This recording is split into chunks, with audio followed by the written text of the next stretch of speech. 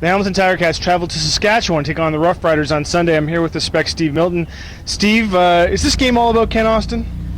Well, certainly the weekend is. Kent will have us believe that the game isn't, and of course it isn't. Once the game starts, it's all about the two teams. But before, during, or sort of leading up to it, it's going to be quite a build-up out there in Mosaic Stadium. And what Kent Austin meant to that franchise is probably indescribable, because I'm not sure we have ever had anything here so singularly important as Kent Austin has been out there.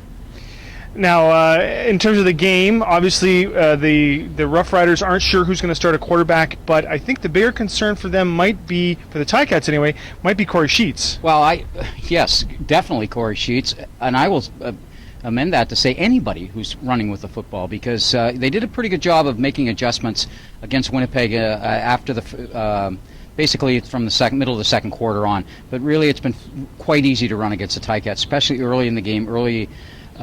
In all three games this year, they've let a 70-yarder go sometime in the first 16 minutes or so, and they really have to stop that. And there's nobody more capable of that in this league than Corey Sheets. It should help Drew, I think, that they'll have the same front four for the first time this year, back-to-back, and I think that should help. This team's coming off their first win of the season over Edmonton last week. Is this team starting to round into form, in your opinion? Well, I think it is, and we talked a lot about a number of things. I mean, here it is. This week, it's the offense that's got fewer or more changes on it, because they've got so many receivers out. But I would say that it's getting closer. There are fewer changes this week than there have been in the previous 2 weeks, game to game, and that's what I mean. You're always going to have 3 or 4 changes in this league just because of injuries and a number of things. And I think the Ticats are down to maybe 5 or 6 for this game, which is getting close to what Kent Austin wants, to be able to work that team and coach them up. He hasn't been able to fully coach this whole team up yet because he hasn't had the whole team as a unit together yet.